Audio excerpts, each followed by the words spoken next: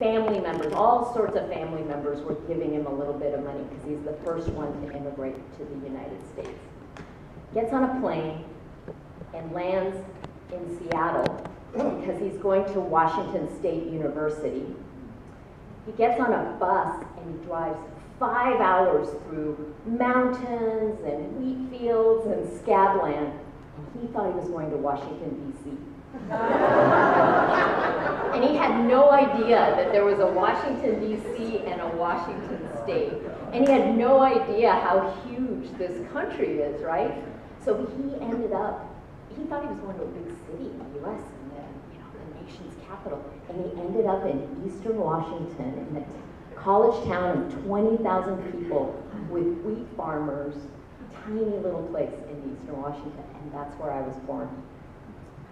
And so I think when I think about the way my parents lived and some of those values that got passed on to me and my brother, my dad ended up being a professor. So we in so many ways have lived the American dream. And my brother and I were both able to go to college and grad school, and he's a successful tech guy. And so in so many ways, my grandparents could see the way Minju lives and the kind of opportunities that we've had. It's tremendous, right? And I know many of you in the audience have the same similar family stories that are just profound. So a couple of values as I was reflecting about what my parents passed on to me. So number one, humility. If you met my dad, he's 80. If he walked into the room, he would never throw his title or his awards around. He'd be modestly dressed and actually wear cheap tennis shoes. And you think he was just a really sweet Harabaji or grandfather. So I think humility for sure. And then my mom, she came from a very well-to-do family. She actually finished college in Korea, which, for the late 50s, early 60s is also pretty path-breaking, so she's educated. And then they came to the US and she became a food service worker at a dormitory because she couldn't speak any English. Another common theme of our families. And one of the memories that I have when I was a little girl in elementary school, my dad was in school, we used to do the Sunday paper route together and deliver Sunday newspapers to the grocery stores in town. And I have to tell you, growing up, I remember being ashamed. My mom's a dormitory food service worker. I'm doing a newspaper route with my dad, right? But I look back now and I could not be prouder of them. They sacrificed so much for us, right? And lived a humble, hardworking life, and that work ethic still carries with me today. So the other thing about my mom is if anybody's sick, she's the first one there to show up with a pot of soup. And she takes care of a lot of people at her church. And I just recently got an award, and I was telling my parents about it, and she was like, "Oh, that's so great, I'm so proud of you," like she has always done. But I thought about her reaction, and I actually think that the times that I've helped a friend whose mother has had cancer, or the times that I cooked for my brother when he had the flu, she was more proud of me at those moments than any other award that I could have gotten. And then the last thing I'll tell you is I've been very fortunate that my parents were open-minded. They're both Presbyterian, very devout Christians. They go to church. They're memorizing passages in the Bible all the time. And I think they try to live that in a real way and try to suppress some of the Korean, insular, fierce, kind of negativity that can come from our Korean communities. And I think I've been really, really fortunate and blessed by that. So humility, caring, a sense of community, open-mindedness, I really believe that those are the values that my family passed on to me. Thanks. Now, there's my favorite, one of my favorite radio shows on NPR is Marketplace. And they often ask a question for guests. Could you describe what you do, your job, in 5 words or less? So I want to ask you to do that. And also say, are there any challenges in explaining what you do to your parents? Oh, for sure. So I'm also, like so many people in the audience, I was a fierce debater when I was a little kid, so my parents, my aunt, my uncle were like, she's going to be a lawyer, she's going to be a lawyer, right? And so I bucked the trends by moving into these other spaces, into nonprofit and philanthropy spaces. So, and my first job was as a management trainee for the United Way, and the Latino guy that was in my class, who's still a friend, he told his parents he worked for United Way, and then finally just gave up and said, yeah, Mom, I work for United Airlines. He just didn't bother anymore. So I do think that Bill and Melinda Gates, my parents live in Seattle, so the Gates Foundation has such a big imprint that they kind of helped me. And so it's like, you know, I kind of work for a place, kind of like the Bill and Melinda Gates Foundation, but a lot smaller. And my 5 words, I was really lucky because Daniel sent me this question beforehand, and a phrase that I often describe what my job is happens to be 5 words. I organize people around a vision. Oops, one more. Organize people around a vision. That's my 5 words. And I want to tell you. I want to say that in the history of that show, no one except one person succeeded in doing that within 5 words. So I think she deserves applause for that. Obama used about 27 words, and it was really wordy. That's funny. Not very good. So organizing people around a vision, I just want to tell you a little bit about what that means. So traditional grant making is you get proposals and letters for good ideas, and you sift through it, and you make good decisions, hard decisions, because often what comes in is very compelling. It's very, it's hard to pick between many needs and communities. So that's traditional philanthropy, and I think what's happening in philanthropy is really a desire for greater impact. I think this administration has upped the pressure for us to really show and respond to our communities in new ways. And so when I say organizing people around a vision, we often try to create something and then make it big. And I'll give you a real example. The Haas family, we started at UC Berkeley the first Dreamer Resource Center on a campus in the country. Dreamers are undocumented young people. And the Haas Junior Fund is one of the first funders of the National Dreamer Movement. And it really, there are a lot of Korean dreamers. And I just want to, just quick immigration stat, you know, there are about 1 million Koreans in the US. About 20% of us are undocumented. And so we're just better at hiding in the shadows, quietly in churches, we run our own businesses, etc. And we don't jump any fences. We overstay visas. That's how we become undocumented, right? We take airplanes to this country. So the reason why that's important, so if you go to your parents' church or your church, and you quietly ask around, there's every Korean knows somebody who's undocumented. And that 20% undocumented is actually way higher than the Mexican community, just to give you a sense. As a percentage of community, right? Oh, of course, the number of undocumented Mexicans are much larger. So I have always had a real care for undocumented young people. And so when I was running the immigration program at Haas Junior, that has been a real focus of ours.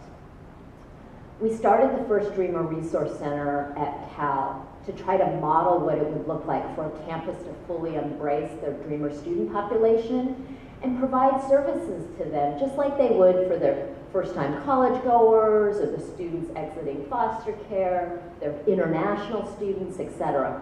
And that means for Dreamers, services on campuses that might be legal services, mental health services, other financial supports. So we modeled that at Berkeley, and then recently I helped start a fund with other Dreamer and immigration leaders to replicate that model throughout the UC system, the California State University system and the community college system to replicate that model at 32 different campuses around the state. And now the legislature is actually going to take up funding, public funding, for Dreamer resources at campuses, at higher education campuses around California. And so that's what organizing people around a vision looks like. And I tell you that story because my job is certainly working with nonprofits and community leaders first. I mean, I really think that's really important in philanthropy to be that grounded. But I worked with the chancellor's office for the California State University system. I worked with the attorneys at the UC system. I worked with budget people, worked with other immigration serving organizations. And so that's what organizing people around a vision looks like. And philanthropy has a particular perch because we can bring money to the table. And so people return my phone calls, and if I can say to a community college president, you know what, we'll give you the first $500,000 to get this kicked off in the next 3 years. But it's your responsibility to keep it going and figure out how to institutionalize it here. So those are the kinds of places that we can have influence in philanthropy that extends the reach of what you all do as nonprofits. I just want to say what Cathy just said, this is not typical for how foundation leaders operate. Putting nonprofits, putting community together, and being able to operate across sectors. One thing that's fun about being a moderator is asking other people for their commentaries. And I just wanted to share from a former board chair who was the former CEO of Levi, Strauss and Company, who also graduated #1 in his class from Berkeley. He would have been a Chaucer professor had he not been the CEO of Levi's. And what he said about Cathy, to her point, is this. It's time for you to blush. And this is fascinating. Like an accomplished burglar, Cathy does her work and she leaves no fingerprints. She builds winning coalitions of diverse organizations to accomplish shared goals. For example, advancing progressive measures to help immigrants. She achieves results and she leaves the credit taking to others. How exceedingly rare that is in our field. Another commentary also is, Cathy is a potent force for change. Others rely on playbooks that are built up solely on confronting people in power. She brings diverse people and organizations together through persuasion and with a smile. I want to ask you, you've worked in, are you blushing? Yeah. Cathy has worked in the immigration rights field for well over a decade, and she's, through her coalition building work, has really helped make California the model for what it can mean to be welcoming to immigrants. And this country is in a very dangerous place. Again, we are either going to organize ourselves around protection or vilification of those who are most marginalized. Could you give us the technicolor of how you've done this work in California, how you work with community, and how you decide how to place yourself in all of that? Okay, so let me just tell you, Daniel sent me like 25 questions that he was going to ask me, and this is not one of them. But this is good. But I know she's really tough, and she's also very good on the record. She can take it. Most of us careers. So let me just first of all say a couple of things about why immigration policy matters to Koreans. So there's a profound self-interest that I want to tell you about. If this administration does what it's dreaming of, my parents would not be able to sponsor my uncle, my cousin to this country. Family sponsorship is on the cutting block for this administration. And that, I think, would probably touch all of you and all Asians in a really profound way. So I do, and like I said, 20% of us are undocumented in our communities, and the deportations of Koreans are ramping up. So there's a self-interest part, but I also want to say, you know, my dad got a shot in this country coming from a war-torn place. He had no money. He wasn't a proven entrepreneur with assets in his bank account. This country gave him a shot and allowed my family to flourish here. That is the story of so many of these other immigrants that are trying to come right now. And we have a particular angle on that story because of the Korean War and the U.S. involvement. Well, that's El Salvador and Central America, and the government's role, the U.S. government's role in Central America. And that story of, I want to come here and give this country, give it a shot, the Hamilton kind of shot, that is why everybody is coming. And so I think it's profound for us as Asians and Koreans to say, no, lift up the drawbridge. We were the last ones in, when our families, this is very recent, this is not 10 generations ago. We are an immigrant community. So let me just make that pitch around immigration and why we should care and why this is very much an Asian American issue and a Korean issue, not just a Latino issue, not just a somebody else's community issue. The how. So I think, first of all, that through line from my parents' modesty and humility to not having the Dreamer Resource Center be named the Haas Jr. Dreamer Resource Center. I think that value through line is there, but I also think that's a better way to get partners to join you if it's not your branded thing. It's a better way to bring folks together. And I think there are just a couple of quick things about the how that I'll share. We have a philosophy at Haas Jr. that we bring the best minds to the table to come up with the best solutions. And that means different kinds of partners. So we are actually working on a new leadership initiative in California to try to increase nonprofit leaders, leaders for boards and commissions, leaders for elected office, and leaders for the judiciary. When this judicial nightmare ends, we want judges ready to take some of those slots, for example. So it's a very forward-thinking and ambitious idea about leadership, and I will tell you, I definitely thought about what we should be doing to increase Korean and Asian American leader in that pipeline for nonprofits, boards and commissions, electeds, and judiciary. And the key to this for us is bringing people together who've been on that path to figure it out with us and to design. We call it co-design at Haas Jr. Getting the right people around the table to figure this out. And that also means organizers and community-based organizations who see potential and see community members who could be somebody with some intentional help and support, bringing them to the table and just tapping everybody's best ideas. Right, so I want to say a comment about this because that mindset is incredibly rare in the field of philanthropy. I think the typical headset is, I'm going to hire the best people to come up with a strategy, not consult with community, and we will treat the community as a contractor without asking them, and that's quite... Yeah, it's with, not for. I think it's very profound. So I'm going to ask one more question before we have questions from the audience, and this is something we've talked about before.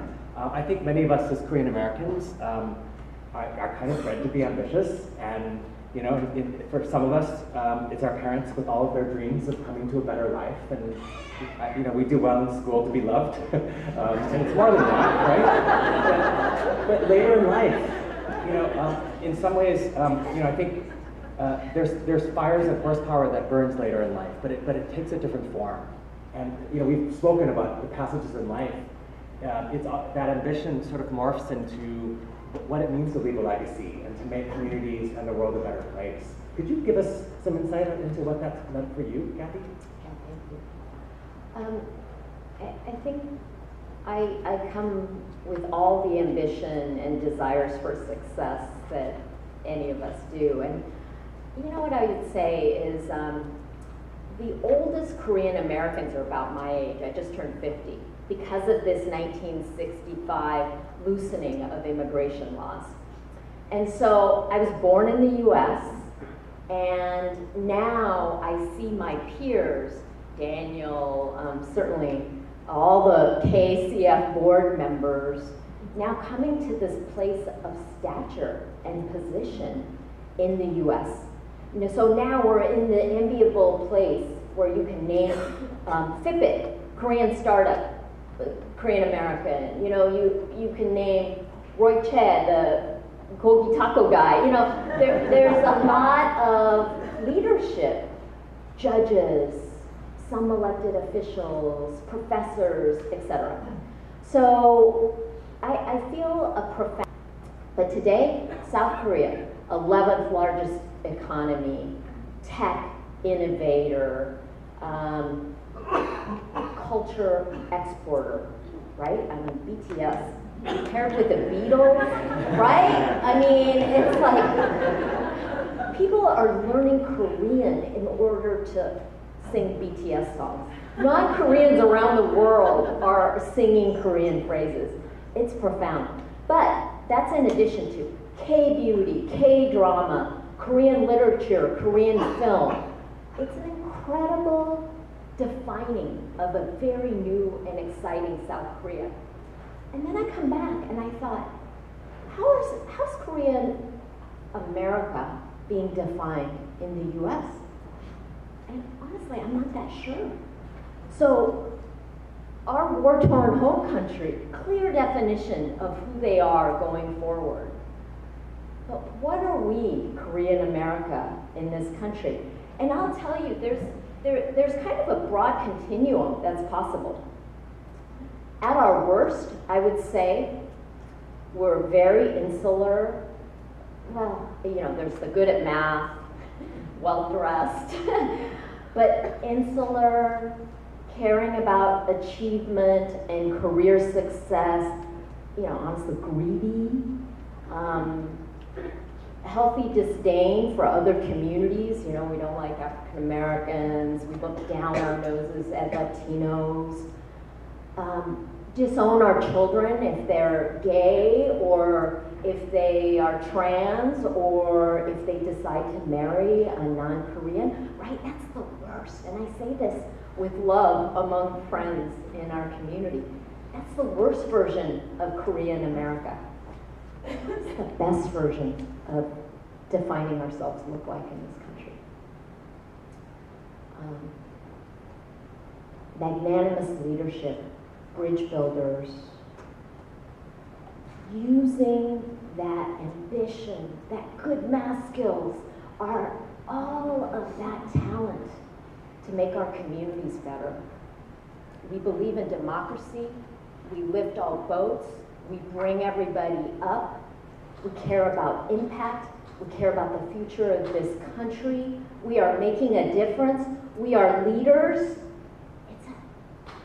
Which path are we going to take?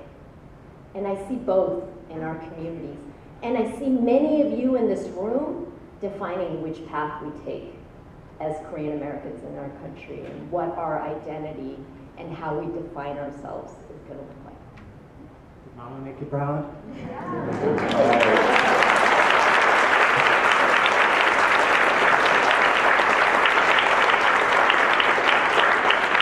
Really, for me to know that Cathy is at the helm of this foundation and this place of influence and changing the template of what philanthropic leadership means, it makes me so proud. And it makes me want to wear the Madonna shirt, Korean shirt. Or a BTS shirt. Or no, the Madonna shirt. Blackpink. So I'm going to go in with Cathy's face with the true blue headback posture that says Koreans do it better. You can sell it next year. Do we have time for 2 questions from the audience, maybe? Do we? Okay. Yeah, we'll take 2 at a time and ask Cathy to respond. Okay. Go ahead. Speak loud and I'll, actually I can repeat the question. My name is Charles Yu, and I've actually just recently been elected to an office of presidency of an organization called Yokanime, which is the Korean American Association of Greater New York. And, you know, it's a 59-year-old organization. It was started by Yuan Seng from Columbia University. And for the past 60 years, the first generation has really developed a community. I would say of several 100,000 Korean Americans now in the greater New York area with hundreds of organizations.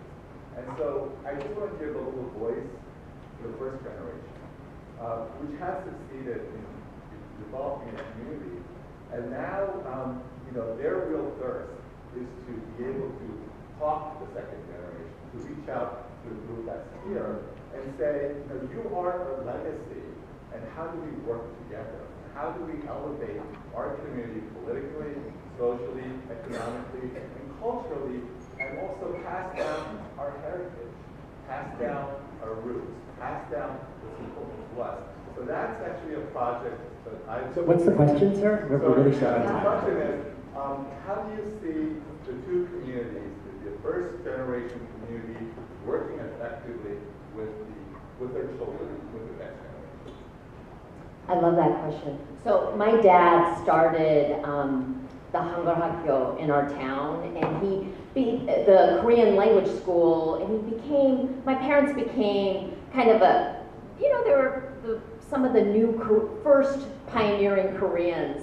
And so they became the community leaders of trying to find those community spaces here. And I have so much respect for that path-breaking work of the first generation. I want to make just a couple of quick suggestions about places where we can come together. Voting. We need to vote. And my parents became citizens and they have not missed one election. And I know that with my parents' friends too, So the first generation, they know what fighting for democracy looks like. They know that, right? We bring that to this country. And so light that up. And then for the second generation, there's a story about, hey, it is our time. I say this with respect and love being in New York. You all have the demographics here to lead. And I look at your state legislature list, and I look at the list of city council members sometimes, and the list of agency heads. You all are underrepresented here. So that feels like a place that we can get together. And I will tell you, there are folks working. We helped start some of the Orange County Korean voting. Orange County had a profound transformation. They flipped 4 House seats in November, and Koreans made a huge part of that. And KACF's local affiliate, KACF folks are here, local affiliate did organizing with Latinos, with local Chinese, with Filipinos together so that they could get to tipping point power. But in these local races, Andy Kim from New Jersey is an example, right? The margins are so small. Like none of those 4 Orange County seats were called until after Thanksgiving. They were the last seats to call in the country because the margins were tiny. And you know what? Koreans could be that margin. In New York, in California, in Illinois, in Virginia, outside of Washington, D.C., we could be that powerful tipping point margin. So I believe that is a place where we can come together across generations. I'll say more, but maybe I can meet you later.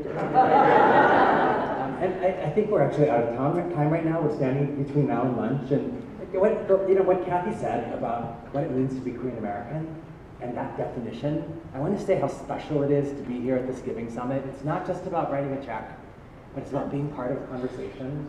And just so grateful that Cathy can be here to offer these insights and these words and really enlighten the space, and that the KACF can be this convener. And also back it up with its giving. It's one reason why I'm going to double my donation from last year. I hope everyone does the same. I'm going to be a first-time giver to KACF. So we have a warm, rousing round of applause for Cathy. Thank you so much.